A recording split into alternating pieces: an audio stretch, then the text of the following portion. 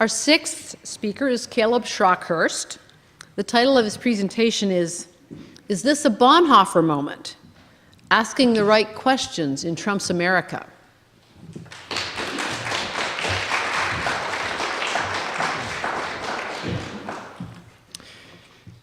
A few months ago, I was walking to class, and I saw a magazine sitting out in the Bible department lounge that caught my eye. Staring in shades of red from the cover of Sojourner's magazine was Dietrich Bonhoeffer, famous German theologian and resistor of the Nazi Party, martyred as a traitor to the Nazi state. Accompanying his stern face was the title, "Is This a Bonhoeffer Moment?"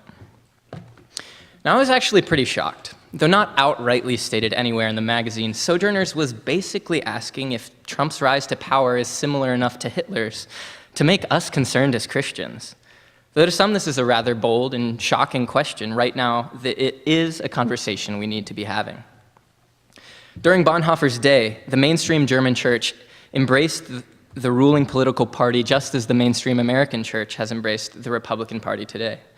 During Bonhoeffer's day, the mainstream German church looked the other way while racism and violence crept in and took hold in their churches, just as is happening in the mainstream American church today that turn away refugees, support anti-Islamic, anti-Hispanic, segregationist, and other racist policies, and support and glorify military service. During Bonhoeffer's day, the German state became an integral part of the worship that took place in churches. And today, we can find American flags right beside the pulpits in churches all across these United States.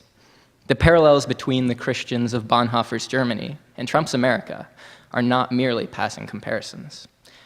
Yet despite all these things that remind us of Bonhoeffer's day, asking if this is a Bonhoeffer moment is ultimately the wrong question.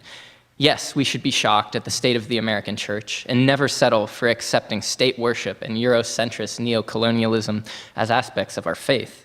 But calling today a Bonhoeffer moment reduces both Bonhoeffer and ourselves.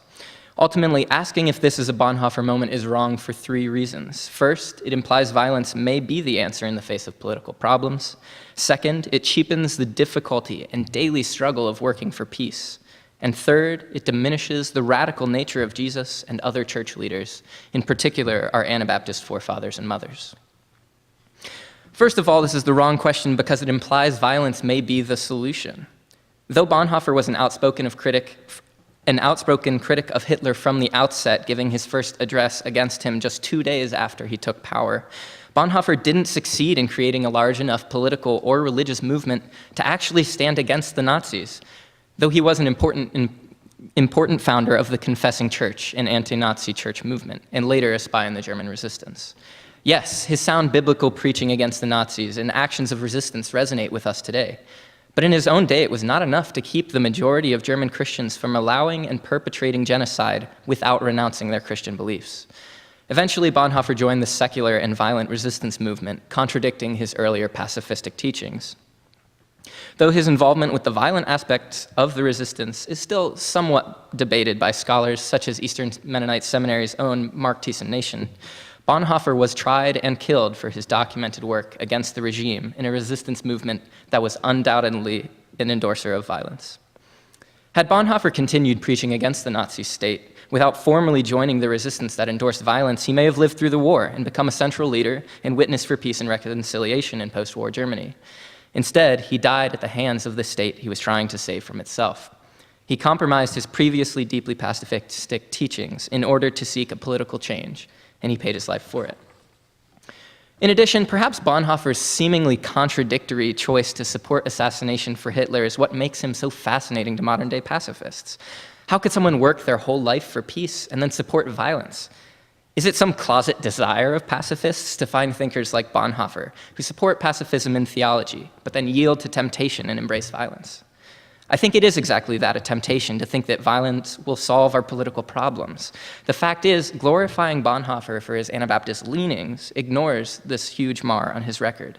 It doesn't mean we can't learn from him, but it does mean we need to continue considering where our theology needs to be in order to not yield to the temptation of violence, even in times that call for extreme action. A second major problem with asking if today is a Bonhoeffer moment is that it implies there's a single moment we need to be looking for. dramatically reducing the emphasis that should be placed on the everyday work that peace and Christianity demands. Is the world really so much worse off today than it was 2 years ago, that today is a Bonhoeffer moment and 2 years ago wasn't? In reality, peace should be the central work of our lives every moment, not just in moments of extreme duress. Yes, Charlottesville, the Muslim ban, turning away refugees, and so many other actions since Trump took office bring hate to the forefront. But racism and various forms of Islamophobia were still a huge part of this country under Obama. Visible moments of injustice, like we're going through now, may accentuate and accelerate the need for our work, but we must never become complacent and allow forces of hate to be normalized and ignored even during the best of times.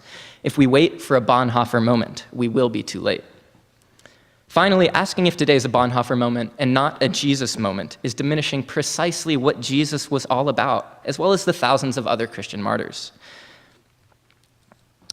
Bonhoeffer's theology did lead to his death, but so did Jesus's. However, Jesus was killed for rebelling theologically, not just against the Romans, but also against his people's complacent religion, and for his refusal to join one of their resistance movements. Bonhoeffer got to two of those three things. He rebelled against the government and complacent theology, but he did support a militant movement. If only there were some other European theologians who were martyred for their beliefs, but who didn't resort to violence. And of course, there are too many to count.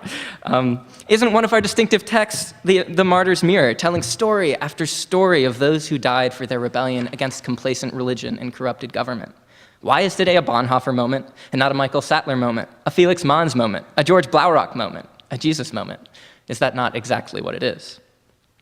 If Christianity is not always precisely about what Jesus, Bonhoeffer at his best, and the Anabaptist martyrs stood for, righting the injustice, violence, and oppression in society, then Christianity is lost.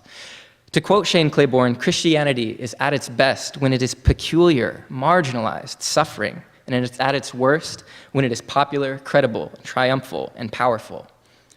We should always be working toward and remembering this, shunning the credibility and popularity that mainstream politicized Christianity brings us, and instead searching out the suffering margins to be true not just to Jesus, but also to Sattler, Manz, Blaurock, Simons, and yes, Bonhoeffer. If we wait for a time when this will be credible, triumphal, and powerful, then we will never act.